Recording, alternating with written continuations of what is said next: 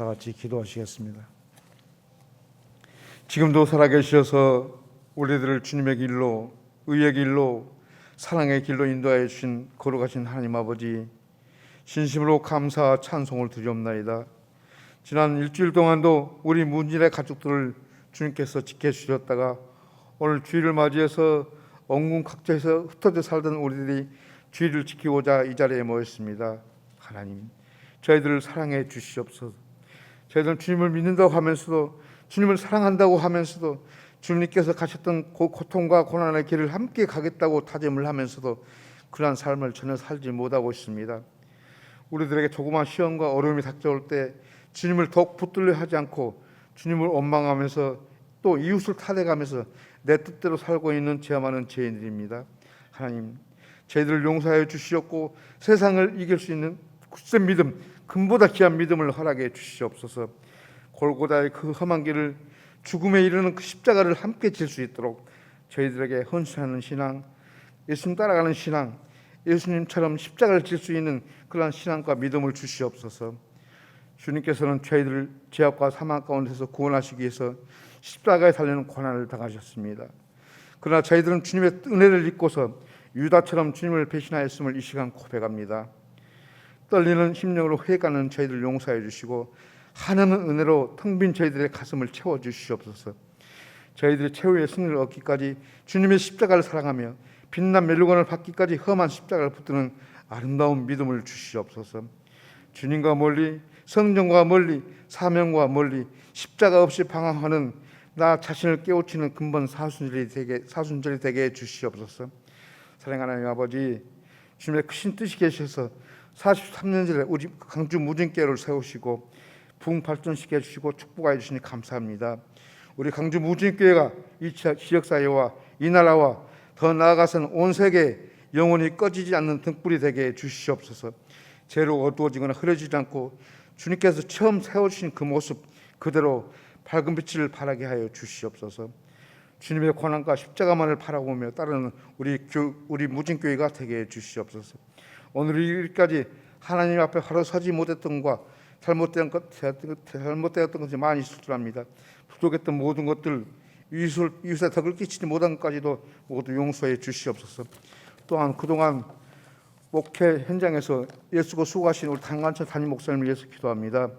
자신과 당신 가정을 돌보기보다는 교회와 성도들을 양육하고 인도하는 일에 몸과 마음을 다 바치신 목사님의 고귀한 사역을 주님께서 인정하시고 기억하시고 사랑해 주시옵소서. 합당한 상급으로 베풀어 주시고 변함없는 사랑으로 이끌어 주시기를 간절히 바라고 원하옵나이다. 하나님, 이 시간 목사님 말씀 전하실 때 힘 있는 말씀, 권세 있는 말씀 주셔서 많은 성도들이 큰 은혜를 받게 해 주시옵소서. 예배의 시동을 주님께 부탁드리며 살아계신 우리 주 예수 그리스도 이름 받들어 감사하며 기도드리옵나이다. 아멘. 우리에게 주시는 하나님의 말씀입니다. 구약 성경 이사야 58장 6절입니다. 구약 성경 1038쪽입니다. 구약 성경 1038쪽 이사야 58장 6절부터 12절 말씀입니다.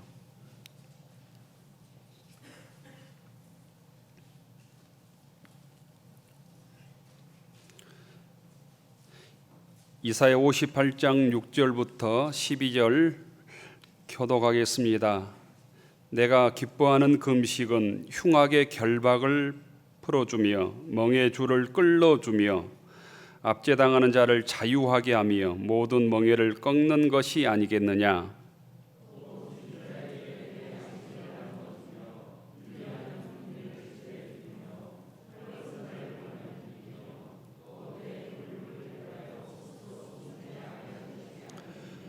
그리하면 내 빛이 새벽같이 비칠 것이며 내 치유가 급속할 것이며 내 공의가 내 앞에 행하고 여호와의 영광이 내 뒤에 호위하리니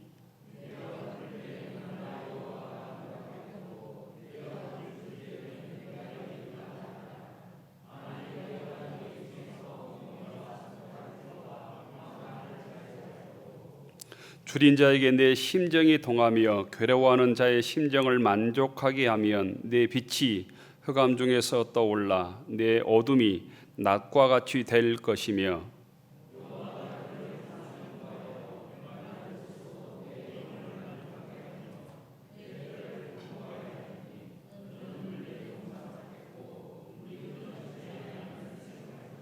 같이 읽읍시다. 내게서 날 자들이 오래 황폐된 곳들을 다시 세울 것이며 너는 역대 파괴된 기초를 쌓으리니 너를 일컬어 무너진 데를 보수하는 자라 할 것이며 길을 수축하여 거할 곳이 되게 하는 자라 하리라. 아멘. 신약성경 마태복음 5장 13절입니다.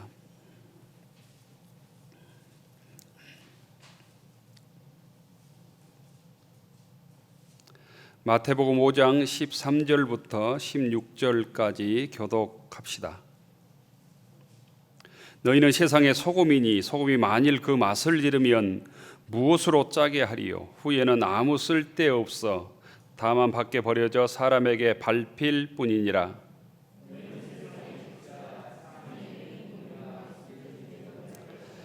사람이 등불을 켜서 말 아래에 두지 아니하고 등경 위에 두나니 이러므로 집안 모든 사람에게 빛이 있느니라.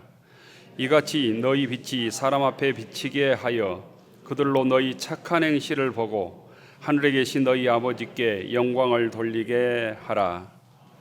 아멘. 오늘은 우리 교회 43주년 창립 기념주일입니다. 주일 전에 나오신 모든 교우들을 주의 이름으로 축복합니다. 옆 사람 인사하십시다. 잘 나오셨습니다. 반갑습니다. 주님의 평화가 여러분에게 교회 표와 함께 하겠습니다. 복음과 함께 고난을 받으라. 복음과 함께 고난을 받으라. 우리 무진교회는 1978년 3월 12일 남구 사동 전남교육원에서 20여 명의 성도들과 강신성 목사님이 첫 예배를 드림으로 교회가 창립되었습니다. 43년 동안 무진교회를 인도해 주신 하나님께 영광을 돌리고 또 43년 동안 주의 재단을 위해서 봉사하고 헌신하고 땀 흘려 주신 모든 교우들께도 감사의 마음을 전합니다. 우리는 고백하기를 교회는 우리 무진교회는 주님께서 세워주셨다고 고백합니다. 그렇다면 주님께 세워주신 교회가 무엇일까? 교회는 어떤 곳이며 어떤 사람들로 이루어져 있고 또 어떤 역할을 하는 곳일까를 물어야 합니다. 성경에 의하면 교회는 주님으로부터 불러내음을 받은 사람들의 모임입니다. 곧 그래서 교회는 내가 선택한 것 같지만 그것을 넘어서 내가 선택한 것이 아니라 주님께서 우리를 선택한 것입니다. 교회는 예수님을 그리스도로 고백한 사람들의 모임입니다. 여기 나와 있지만 예수님을 그리스도로 구주로 고백하지 않으면 교회의 일원이 될 수 없다는 의미입니다. 교회는 건물을 넘어서 제도를 넘어서 하나님의 자녀라고 고백한 신앙 공동체입니다. 그래서 교회는 개인의 욕심을 넘어서야 합니다. 교회는 건물과 제도를 넘어섭니다. 교회는 그리스도의 몸이라고 그래서 부르는 것입니다. 하나님의 백성들의 모임이 곧 교회입니다. 이런 무진교회를 43년 전에 주님께서 세워주셨습니다. 주님께서 왜 어떤 목적으로 무진교회를 세워주셨을까? 어떤 단체를 만들 때는 또 어떤 일을 할 때는 어떤 모임을 할 때는 반드시 목적이 있습니다. 주님께서 무진교회를 세워주신 목적이 무엇일까? 곧 그 목적을 우리가 사명으로 받아들이고 감당해야 합니다. 교회가 해야 될 사명, 역할들을 43주년 기념주를 맞이해서 다시 생각해 보셨으면 좋겠습니다. 오늘 성경 말씀은 주님께 세우신 교회에 대하여 가장 바르게, 가장 정확하게 설명해 주시는 말씀이라고 믿습니다. 신약 성경 마태복음 5장부터 7장까지를 예수님께서 산 위에서 제자들에게 가르쳐 주신 보배로운 말씀이다, 보와 같은 말씀이다 이렇게 부릅니다. 그래서 산상수훈, 산상보훈이라고 부릅니다. 곧 이 마태복음 5장, 6장, 7장은 마태가 잘 정리해 놓은 예수님의 설교인 것입니다. 산 위에서 제자들에게 가르쳐 준 말씀하신 설교라고 해야 될 것 같습니다. 예수님께서는 오늘 무진교를 이루고 있는 우리들을 향해서도 똑같은 말씀을 하십니다. 예수님은 오늘 말씀에서 제자들을 향해서, 오늘 우리들을 향해서 세상의 소금이라고, 세상의 빛이라고 말씀하십니다. 오늘 성경에 나오는 소금과 빛, 빛과 소금이라는 표현은 예수 믿는 사람이라면, 예배를 드린 사람이라면 아주 자주 들어서 식상하기 쉬운 관용구예입니다. 소금과 빛을 뜻하는 한문으로 된 염광교회도 광주뿐만 아니라 도시 곳곳마다 염광교회가 있습니다. 제가 예전에 섬겼던 교회도 이름이 염광교회였습니다. 그게 소금과 빛이라는 뜻입니다. 또 빛과 소금을 뜻하는 광염교회도 꽤 많이 있습니다. 서울에 꽤 큰 교회 중에 하나가 광염교회라는 교회도 있습니다. 기독교 대중 잡지의 이름 중에 하나도 빛과 소금이라는 잡지가 있습니다. 여학교 이름 중에도 서울에 염광여고라고 하는 학교도 있습니다. 예전에는 빛과 소금이라는 대중음악 밴드도 있었습니다. 그만큼 빛과 소금은 기독교인들에는 굉장히 익숙한 단어입니다. 오늘 마태복음 5장 13절에서 예수님께서는 우리를 세상의 소금이다 라고 말씀합니다. 너희들이 열심히 일을 해서 소금의 역할을 해라, 이게 아니고 너희들이 소금이다 라는 거예요. 그 맛을 내지 못하면 버려질 뿐이다 라고 말씀합니다. 소금은 구체적으로 어떤 존재일까? 우리가 잘 알고 있습니다. 매일 음식을 먹는다고 하는 것은 우리가 소금을 먹는다는 의미이기도 합니다. 음식에 소금이 들어가지 않는, 간이 배지 않는 음식을 찾기가 어려울 것입니다. 그런데 그 옛날 소금은 오늘 우리가 사용하는 소금보다 훨씬 귀하게 사용되었습니다. 그 옛날에는 소금은 화폐로도 사용되었습니다. 돈으로도 사용되었다는 것입니다. 두 번째는 소금은 오늘과 마찬가지로 방부제로 사용했습니다. 음식의 부패를 방지하는 방부제였습니다. 소금은 생선과 고기를 보관하는 데 쓰여집니다. 요즘 발효음식에도 반드시 들어가야 될 필수품이 소금이라고 들었습니다. 실제로 소금은 맛을 내죠.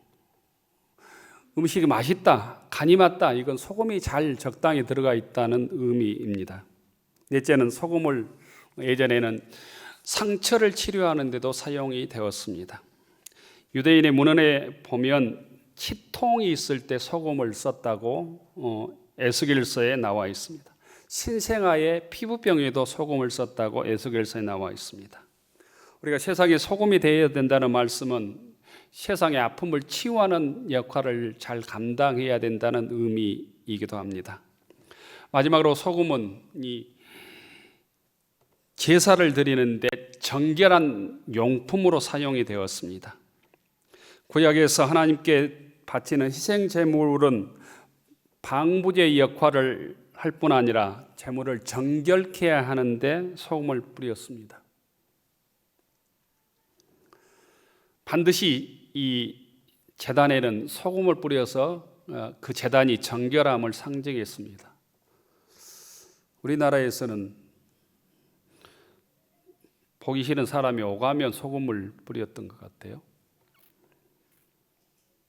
그런데 예수님께서 비유로 말씀하신 이 소금은 오늘 우리가 쓰는 하얗고 고운 순수 소금이 아닙니다. 조금 다릅니다. 유대인들이 사해 근처에서 얻은 암염, 곧 소금 덩어리, 소금 바위를 이용했습니다. 흙이나 바위에 소금기가 많이 들어가 있어서 굳어진 그 돌멩이를 암염이라고 그럽니다. 소금 바위다라는 뜻이죠. 지금도 사해 근처 가보면 그 소금 바위들을 직접 눈으로 볼 수 있습니다. 그래서 그 암염, 이 소금 바위는 비를 맞거나 햇빛에 노출되면 그것이 짠맛을 잃었습니다. 그래서 맛이 없는 그 소금 바위들을 길에 뿌렸던 것이죠. 소금의 역할은 그 맛을 내는데 맛을 내기 위해서는 녹아야 되죠. 형체가 없어져야 된다는 의미입니다. 소금은 녹아서 상대방의 어떤 물질에 스며드는 것이죠. 곧 소금의 영성은 자기 죽음의 영성을 의미합니다. 자기 깨뜨림의 영성을 의미합니다. 내가 원하는 곳이 아니라 주님께서 원하시는 곳, 나의 필요가 아니라 주님 필요에 내가 헌신하고 사용되는 것이 소금의 영성이라는 의미입니다.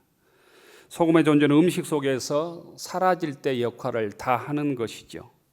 소금의 일은 죽는 일입니다.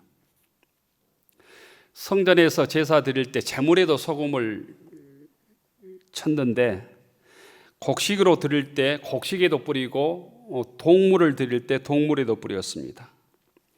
두 가지 이유였습니다. 제사한 후에 음식을 먹을 때 맛을 내기 위함도 있었지만 소금을 뿌리는 것은 자신이 죽으라는 의미입니다. 죽지 않는 동물이나 식물은 제물이 될 수 없었습니다. 죽어야만 상대방을 살릴 수 있는 것이죠. 여러분들이 아침 식사를 하고 오셨다면 아침에 먹는 모든 식재료들은 다 죽어서 내 몸에 살이 되고 피가 되는 것이죠. 밥부터 해서 무슨 고기 반찬이 있었다면 또는 어떤 채소가 있었다면 자기 자신이 죽어서 우리의 생명을 지켜주는 것입니다. 우리는 평생 동안 동물의 생명을 먹든지 식물의 생명을 먹고 우리 수명이 다할 때까지 다른 동물이나 식물의 생명이 죽어서 우리를 살리고 있는 것입니다. 소금이 되라고 하는 것은, 소금이다라고 하는 말씀은 우리가 신앙인들은 믿음으로 무엇인가를 희생해서 봉사해서 헌신해서 죽어서 다른 사람을 살려야 된다. 세상을 살리건 이웃을 살리건 가정을 살리건 자녀를 살리건 교회를 살리건 어떤 것을 살릴 때 곧 성도의 사명, 하나님의 자녀의 사명, 교회의 사명을 감당하는 성도 교회가 된다는 의미입니다.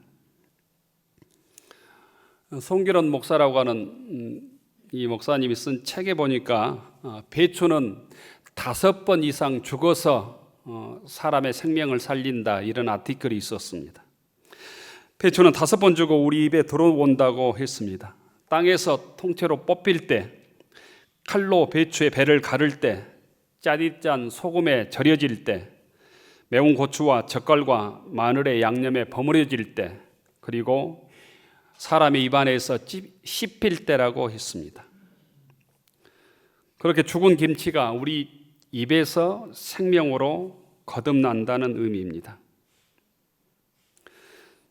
주님께서도 제자들에게 늘 자신 속에 소금을 두라고 얘기하는 것이죠. 맛을 내라고 얘기하는 것입니다.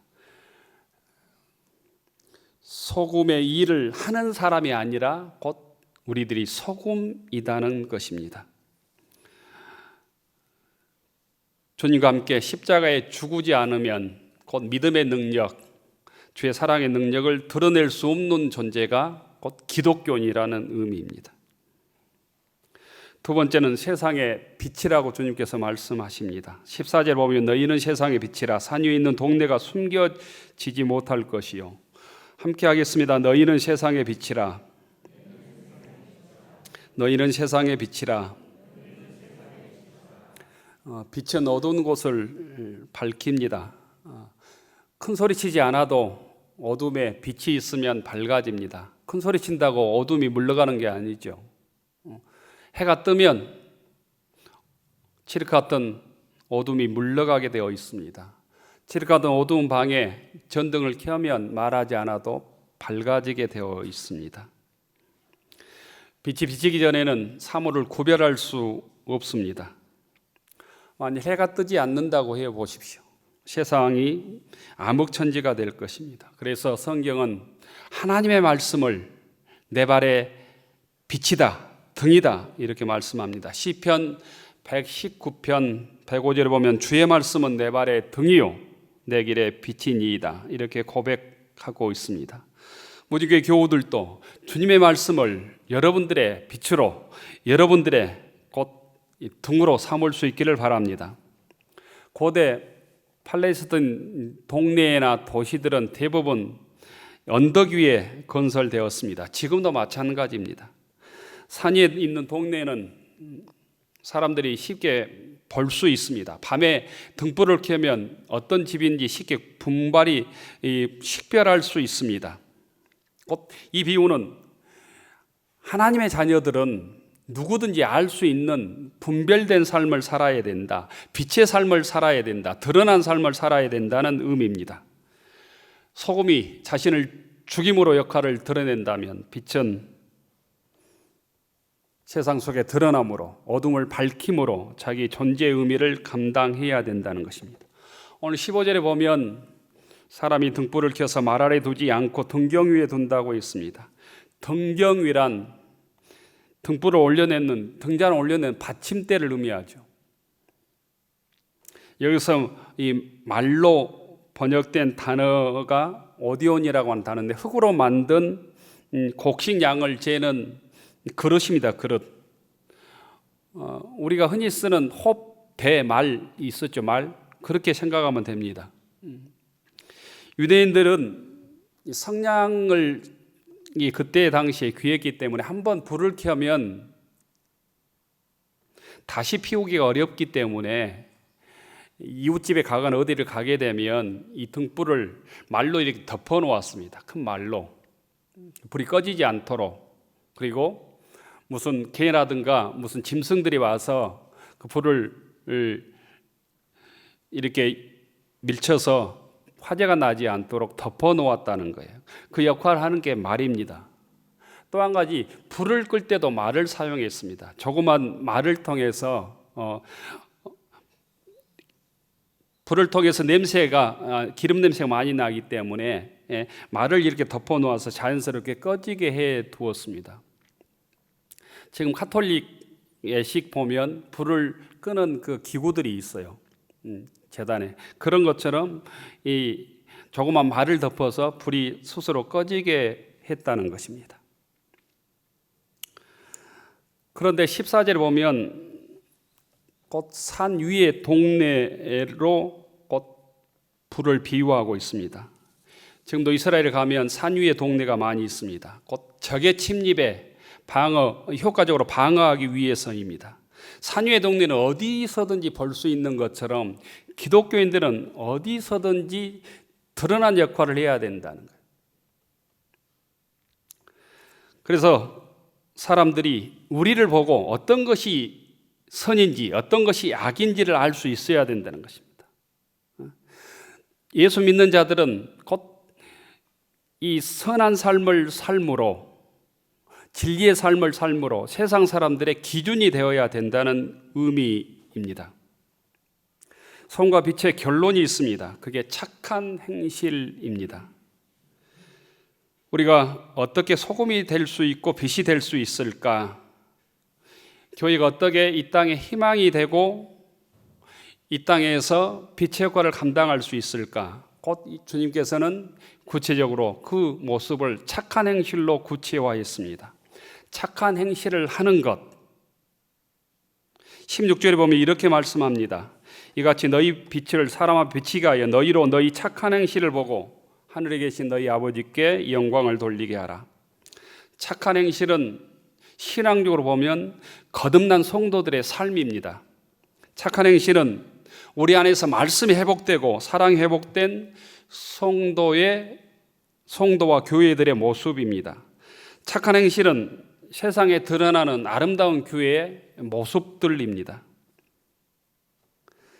등불을 등경 위에 두어야만 이 집안을 비출 수 있듯이 우리들도 세상 속에서 교회와 성도들이 착한 행실을 통해서 교회 성도들은 다르다고, 교회는 다르다고 하는 착한 행실을 드러낼 수 있어야 된다는 의미입니다. 교회가 그래서 쉽게 세상으로부터 욕을 먹는 이유가 거기에 있습니다. 착한 행실을 드러내지 못하기 때문입니다. 똑같이 이 코로나 질병이 전염되어도 교회에서 일어나면 욕먹는 이유는 당연한 것입니다. 교회가 착한 행실을 세상에서 기대하고 있기 때문입니다. 교회만 욕한다고 얘기해서는 안 된다는 것입니다. 우리들만 똑같이 욕했는데도 더 많이 욕먹는다고 말해서는 안 된다. 당연히 교회는 세상 사람부터 착한 행실을 기대하는 곳입니다. 착한 행실을 하는 곳입니다. 그 행실을 못하면 욕먹는 것은 당연한 것입니다. 버림받는 것은 당연한 것입니다. 세상 속에 버려져 밟히는 것은 당연한 일입니다. 우리가 버려지고 있다면 불평할 것이 아니라 우리 속에 착한 행실을 하고 있는가? 내가 착한 행실을 하고 있는가? 내가 말씀으로 거듭나서 거듭난 삶을 살고 있는가? 우리 교회가 착한 행실을 하고 있는가를 점검해야 할 것입니다. 어떻게 착한 행실을 할 수 있을까? 문제는 우리들이 그럴 능력이 없다는 것입니다. 우리가 똑똑해서 우리가 많이 배워서 도덕적 어떤 능력들을 높여서 할 수 있는 일이 아니다는 것입니다. 그래서 성경은 주님을 바라보라고 얘기합니다. 주님을 믿으라고 얘기합니다. 주의 능력을 회복하라고 얘기합니다. 착한 행실을 감당하기 위한 첫 번째 조건은 우리가 도덕적이 되는 일이 아니라 주님을 믿고 주님의 성령의 능력을 우리가 회복하는 데 있음을 믿을 수 있기를 바랍니다. 우리의 빛은 내 안에서 나오는 것이 아니기 때문입니다. 빛의 근원은 주님으로부터 나옵니다. 달은 스스로 빛을 내지 못합니다. 주님이 우리의 태양이시고 우리는 달과 같은 역할을 해야 하는 존재입니다. 태양의 빛을 반사해서 달은 빛을 냅니다. 그래서 보름달이라고 하는 것은 태양을 정면으로 향해 있을 때 우리는 보름달이라고 얘기하고 보름달은 밝은 빛을 내는 것이죠. 주님께서 우리에게 원하시는 것은 우리 스스로 빛을 내라고 말하지 않습니다. 빛 대신 주님을 모심으로 그 주님 때문에 세상 속에 빛을 내는 것이 착한 행실입니다. 주님을 모실 때 우리는 빛의 존재로 변해가게 되어 있습니다. 우리가 거듭거듭 말씀을 듣고 기도하고 예배를 드리는 이유도 거기에 있습니다. 빛 대신 주님을 우리가 품기 위함이고 비추기 위함이고 반사하기 위함입니다. 주님의 빛을 받기 위함입니다. 그럴 때 우리의 삶은 빛의 삶을 살고 세상 속에서 손과 빛의 역할을 감당하게 될 것입니다. 오늘 구약 성경 이사야 58장에서는 착한 행실을 이렇게 설명하고 있습니다. 58장 6절부터 10절까지를 정리해서 제가 말씀을 드리면 이사야 선지자가 우리들에게 말씀하시는 착한 행실을 정리하면 이렇습니다. 억울하게 묶인 사람을 풀어주는 것, 멍에를 풀어주는 것, 압제당하는 자에게 자유를 주는 것, 모든 멍에를 부수어버리는 것, 줄인 자에게 양식을 주는 것, 유리하는 빈민을 집에 들이는 것, 헐벗은 자를 돕는 것, 친척의 어려움을 외면하지 않고 도와주는 것, 먹을 것을 굶주린 자에게 나누어 주는 것, 쪼들린 자의 배를 채워주는 것, 이게 착한 행실이라고 이사야 58장 6절, 7절, 10절에 보면 기록하고 있습니다. 오늘날로 얘기하면 이런 모습들은 사회적 약자에게 관심을 갖는 것, 약자들과 연대하는 것, 이역만리 떨어져 있지만 미얀마 민중들과 연대하는 것, 이웃의 아픔을 외면하지 않는 것으로 정리할 수 있습니다. 우리 교회에 얘기하면 우리 교회가 돕고 있는 무진 이름학교를 더 잘 운영하는 것,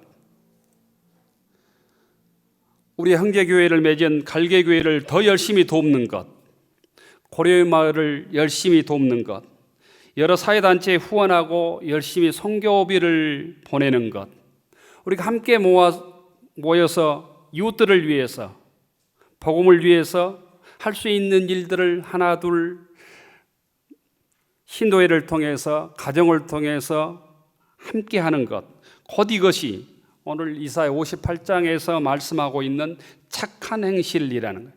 주님께서 소금과 빛의 역할을 하는 착한 행실이라는 것입니다. 이 모든 것이 하나님께서 기뻐하는 금식이라고 했습니다. 예수님께서 원하시는 착한 행실이라고 했습니다.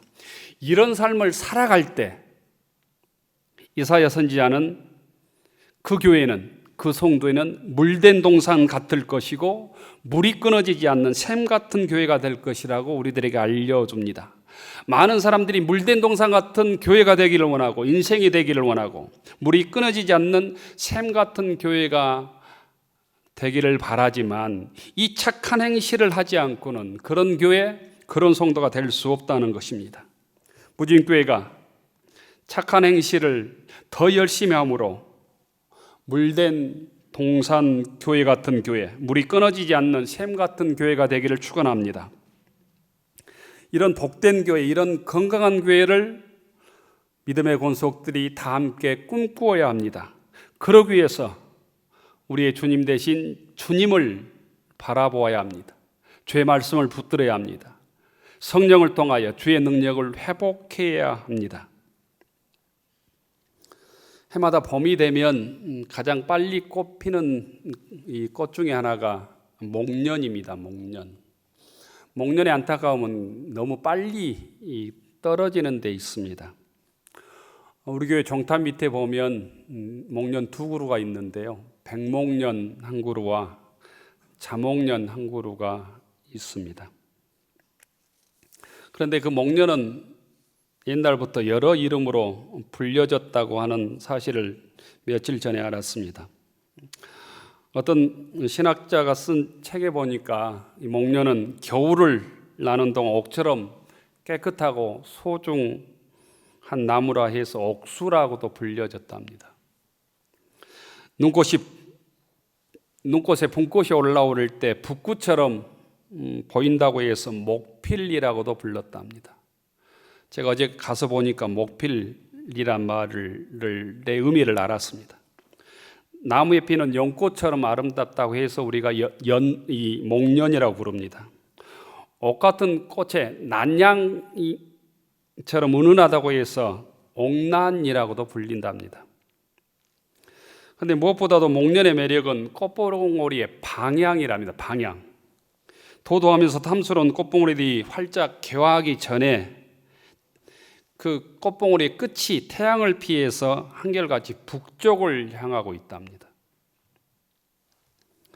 거의 모든 꽃과 식물들이 태양을 바라보고 있지요. 태양을 바라보는 해바라기인데 반해서 목련만은 신기하게도 태양의 반대 방향을 향하고 있답니다. 그래서 선비들은 이 목련을 북향하라고 불렀답니다. 북향하.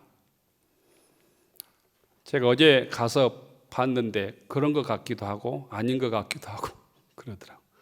예배 후에 한번 가서 자세히 한번 보십시오. 이 꽃봉오리의 방향이 북쪽으로 향해 있는지.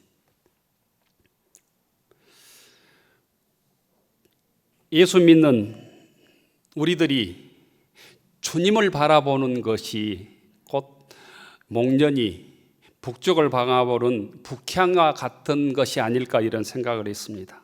곧 나사렛 예수 그리스도가 우리가 믿는 그리스도라고 믿는 나사렛 예수 그리스도가 세상을 바라보지 않고 갈릴리 민중들을 바라보고 천하고 낮은 사람들을 바라보는 북향하의 삶을 지향했다는 것입니다. 말구 위에 태어나시고 십자가 위에서 모진 형벌을 받았습니다. 북향의 사역을 통해서 우리를 구원해 주셨다는 거예요. 그때 권력자들만 향했다면, 권력자들의 삶을 의지했다면 곧 우리들을 구원할 수 없었을 것이라는 것입니다. 교회는 주님처럼 북향하의 사역을 감당하는 것이 교회라는 것입니다. 교회는 주님의 뭘 바라보는 공동체라는 것입니다. 교회는 주님을 바라보고 주님을 따라 사는 사람들의 모임이라는 거예요. 교회가 자기 욕망을 위해서 세상을 바라보고 세상의 욕심을 바라보는 세상의 태양을 바라보는 공동체는 교회 사명을 감당할 수 없다는 것입니다. 우리 교회가 교회 창립 43주년을 맞이하여 북향의 삶을 사셨던 주님을 바라보므로 우리들도 세상 속에서 소금과 빛의 사명을 감당하는 교우들이 되기를 축원합니다. 또한 우리들의 삶도 소금과 빛의 역할을 감당하기 위해서 낮고 또 험하고 또 소외되고 눈물을 흘린 그 눈물의 자리를 외면치 않는 교회 공동체가 되기를 원합니다. 그리하여 무진교회를 향하여 주님께서 너는 내 몸이다, 너는 내 자녀다, 너는 나의 백성이다 라고 말할 수 있는 무진교회의 공동체를 이루어가기를 주의 이름으로 축원합니다. 기도 올리겠습니다. 자비로우신 하나님, 43년 전에 무진교회를 세워주시고 여기까지 인도해 주셔서 감사합니다. 주님의 말씀처럼 빛으로 소금으로 교회 사명을 감당하는 교회 되기 위하여 더 낮은 곳에 우리의 눈길을 향하게 하옵소서. 더 낮은 곳으로 주의 사랑의 손길을 내밀게 하옵소서. 함께 주님께서 향했던 그곳을 바라보고 주님을 바라봄으로 주의 능력을 회복하여 주님께서 원하시는 복된 교회, 건강한 교회, 주님께서 사역하셨던 그 사역을 이루어가는 믿음의 공동체로 우뚝 서게 하옵소서. 예수님 이름으로 기도 올리옵나이다. 아멘. 하늘 우러러 축원하옵나니 이제는 성부, 성자, 성령 삼위일체 하나님의 끝없는 사랑과 한량없는 은혜와 우리 함께 하시며 인도하심이 우리 교회 43주년 창립 기념주일을 맞이하여 주님을 바라보고 빛과 소금의 사명을 감당하기로 다짐하는 복된 교회를 이루어 가기로 다짐하는 믿음의 교우들 머리 위에, 우리의 가정과 일터 위에, 우리의 자녀들 위에 이제로부터 영원까지 함께하여 주시기를 간절히 축원하옵나이다. 아멘.